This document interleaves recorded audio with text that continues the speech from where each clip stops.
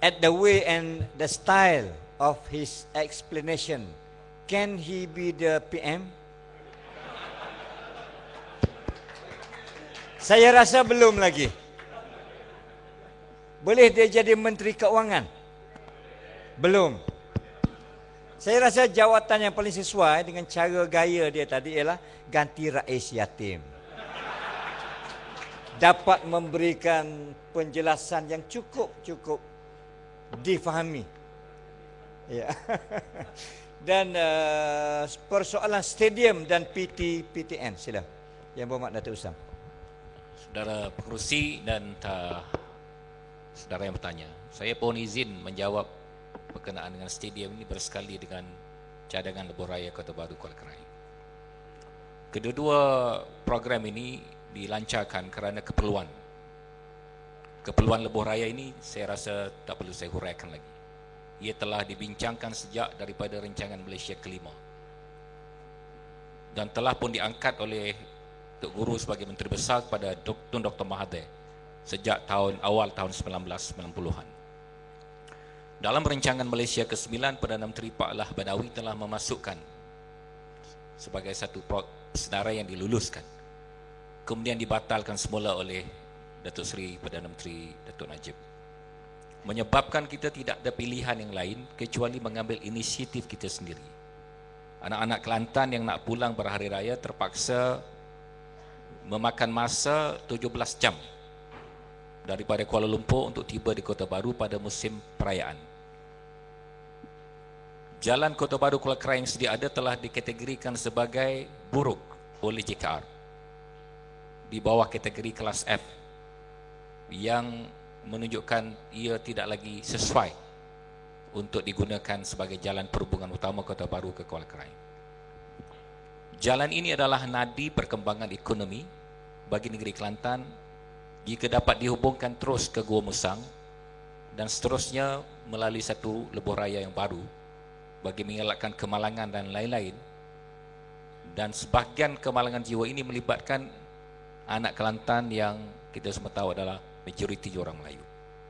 Kalau kita kata kita nak selamatkan Melayu, jalan rayanya mesti baik supaya orang Melayu yang nak pulang ke negeri mereka tidak mengalami kemalangan di tengah jalan seperti statistik telah tunjukkan. Oleh kerana itu kita memberanikan diri untuk mengadakan inisiatif kita sendiri, walaupun kita tahu di bawah Akta Lembaga Lebuh Raya Malaysia, untuk mendapatkan kebenaran pembinaan lebuh raya bertul mesti mendapat kebenaran Kementerian Pengangkutan. Bagaimanapun Yang Berhormat Tok Guru telah menginspirasikan dengan harapan tidak ada kutipan tol bagi lebuh raya ini. Dan saya ditugaskan melaksanakan program ini. Dan kita telah mengeluarkan request for proposal yang terbuka. Tidak ada pintu belakang dibuka, hanya pintu hadapan saja dibuka. Alhamdulillah 7 syarikat telah menghantar proposal mereka. Syarat kita, setiap proposal yang dihantar mesti meletakkan wang cagaran RM100,000 tunai, dan mereka memasukkan wang cagaran ini. Dan kita telah memanggil pada pusingan pertama 7 syarikat, dan pada final minggu lepas, hari Isnin 26 Mac, kita telah memanggil 3 syarikat untuk pemilihan peringkat akhir. InsyaAllah pada 18 hari bulan April, dalam mesyuarat Exco yang akan datang, kami akan memanjangkan pilihan ini kepada kerajaan negeri untuk dibuat pemilihan, di mana proses pengambilan tanah bagi lebuh raya ini yang dijangka bernilai 200 hingga 300 juta ringgit akan dimulakan pada awal Mei 2012 ini, seperti yang dijadualkan. Bagaimana kita mendapat fund untuk acquisition ini? Pada hari ini saya belum boleh umumkan, tetapi Alhamdulillah dengan daya kreativiti ahli-ahli jawatan kuasa kita telah menemui satu cara untuk 200 juta ringgit ini dibangkitkan bagi proses pengambilan.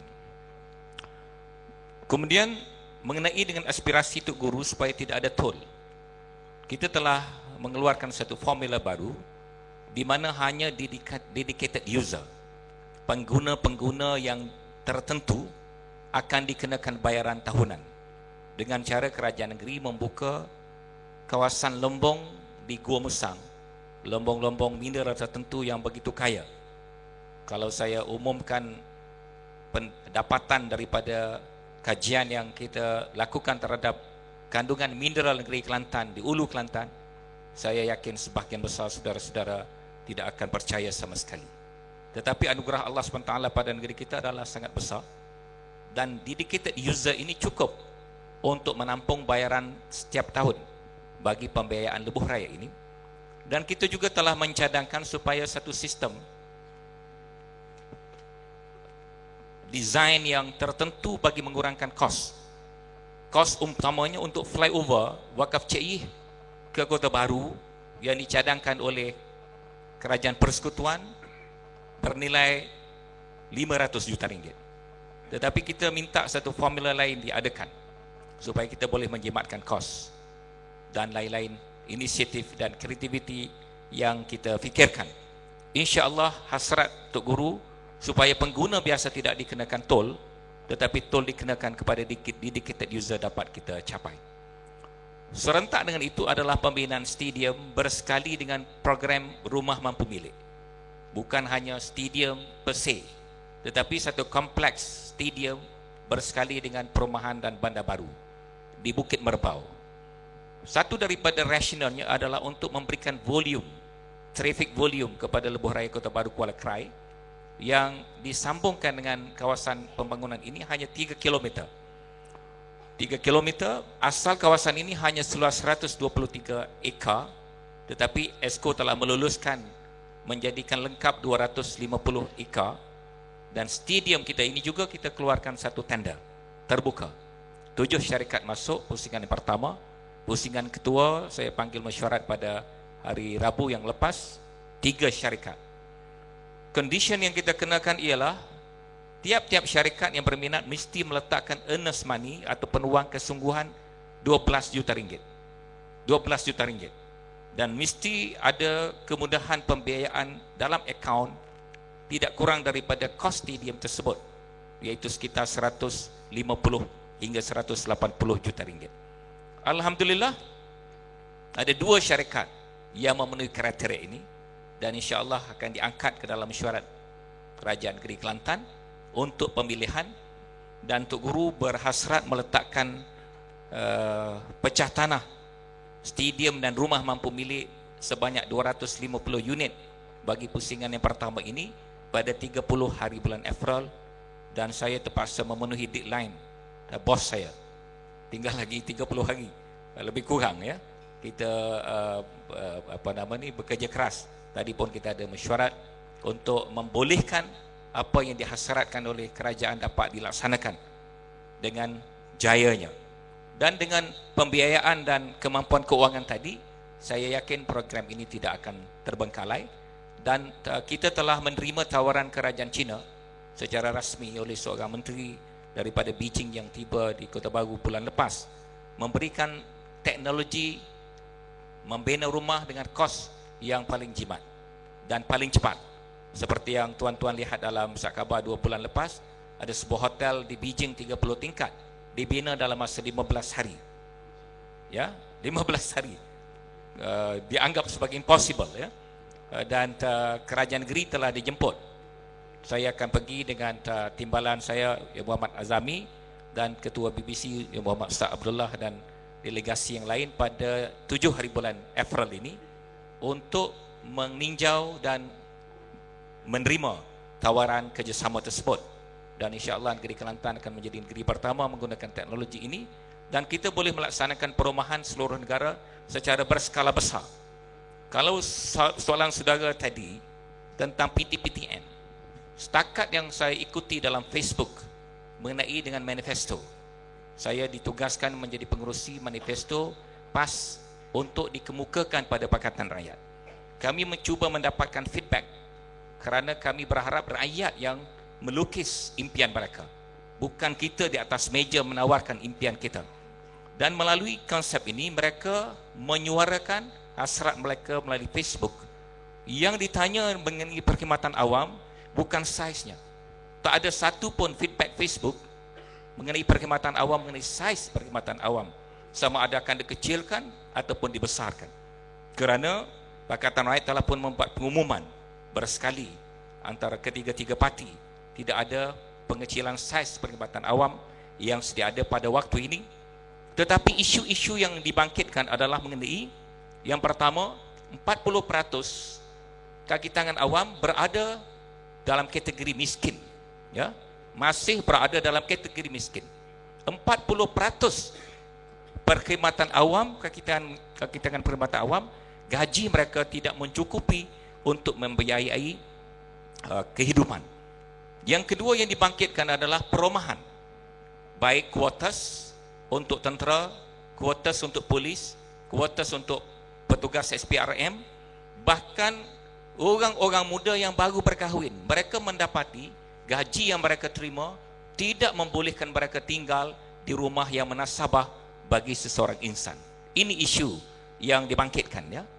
Dan antara lain yang dibangkitkan adalah allowance profesional. Ini dibangkitkan dalam Facebook. Dan kos untuk membeli kereta yang mahal bagi kaki tangan baru perkhidmatan dan juga kaki tangan lain-lain. Jadi isunya adalah berbeza daripada yang saudara sangkakan, ya. Isunya adalah lebih kepada direct benefit kepada tiap-tiap penjawat awam ini, dan ini akan diolah dalam manifesto Pakatan Rakyat pada keseluruhannya. Mengenai dengan pinjaman PTPTN, ia bermula daripada tawaran Kerajaan Negeri Kelantan yang kemudiannya diterima oleh Datuk Seri Anwar Ibrahim dan diumumkan sebagai polisi bersama Pakatan Rakyat, iaitu kedudukan PTPTN ini asasnya mesti dikaji. Mesti dikaji. Konsepnya ialah pendidikan adalah bukan privilege. Pendidikan adalah hak semua rakyat jelata. Kerana itu ia seharusnya accessible kepada semua rakyat tanpa mengira kaum, sejak daripada sekolah tadika sampai ke universiti. Konsep yang dibuat oleh Barisan Nasional selama ini adalah discriminative in nature. Discriminative in nature tanpa mengambil kira kedudukan ekonomi seseorang pelajar, hanya mengambil kira keturunan mereka. Saya tak bangkitkan orang Cina yang tak dapat beasiswa, yang mereka rasa kecil hati. Saya bangkitkan seorang budak India beragama Islam, nak masuk medik ke UIA, nak masuk medical faculty di UIA. Bila dia membuat permohonan, walaupun dia adalah antara best student di wilayah persekutuan, permohonannya ditolak kerana kota Melayu sudah habis.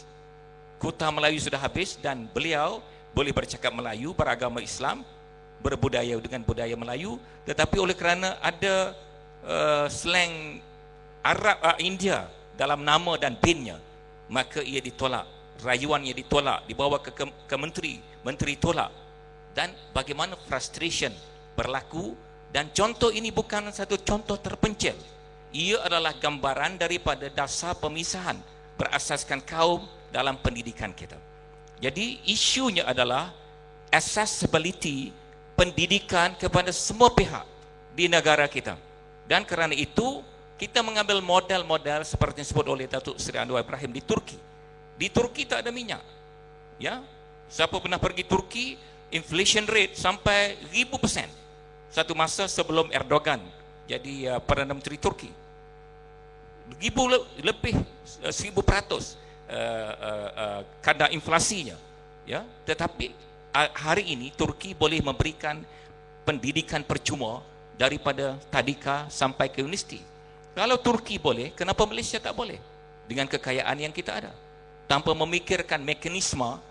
Cabaran saya kepada saudara mahasiswa ialah kita kena try dulu.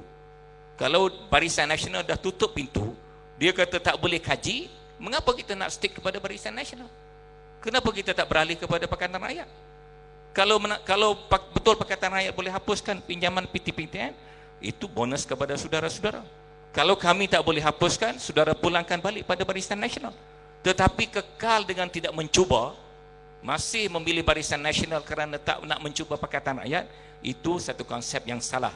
Saya nak ambil moto NGO UMNO di Kelantan, acu teras sekali. Ya, dia nak terah sekali di Kelantan, kita terah sekali di Kuala Lumpur. Ya, jadi sama-sama terah. Jadi kita tak gaji terah lagi. Orang lain mengata Malaysia. Duk main doktor tular kata kuli, duk cocok ubat Panadol tu ya. Jadi kita terah sekali.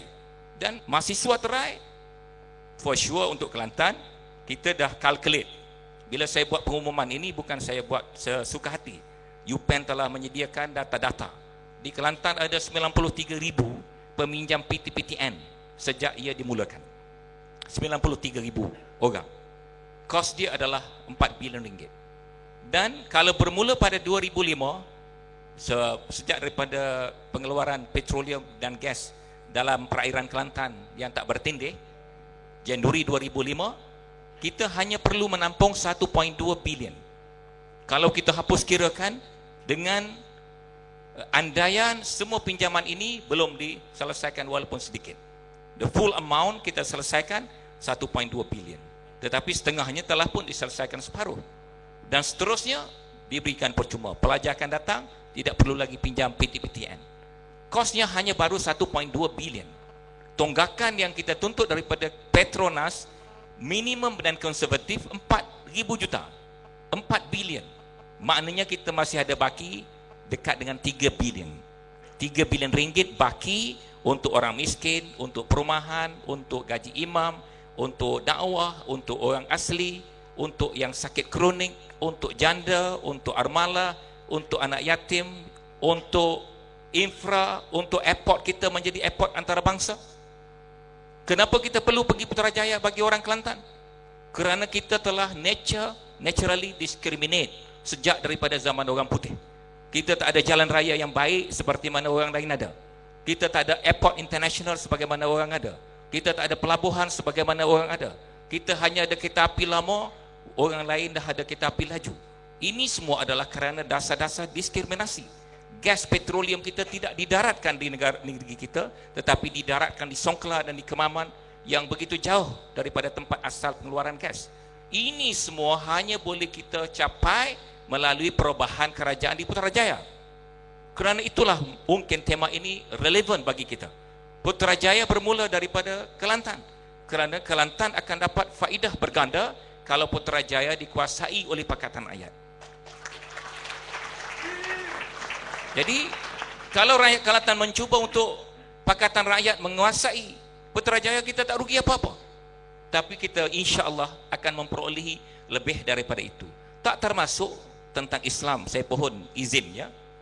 Islam adalah syumul dan Islam adalah untuk mempamerkan rahmat kepada semua orang. Bagaimana kita nak pamerkan rahmat Islam kalau kita hanya ditindas? Kita hanya ada kuasa yang limited di peringkat negeri. Kita hanya berkuasa tentang tanah. Dulu kita kata kita berkuasa tentang air, tetapi allocation air tidak diberi. Kita tak boleh beri perkhidmatan air yang terbaik kerana kita dinafikan peruntukan sebagaimana negeri lain diberikan. Bagaimana kita nak mencapai kedudukan Islam sebagai pemberi rahmat kepada seluruh masyarakat kalau kita tak ada kuasa persekutuan? Kita perlu pergi kepada Putrajaya untuk tujuan keislaman juga. Kerana dengan itu kita boleh, yang pertama, menghilangkan sekatan-sekatan terhadap pemahaman orang kepada Islam. Dalam bahasa Al-Quran, yasudduna an sabilillah. Kalau tuan-tuan baca Al-Quran, ada 3 elements yang menyebabkan yasudduna an sabilillah, menghalang manusia pada jalan Allah. Media, kuasa ekonomi, kuasa politik.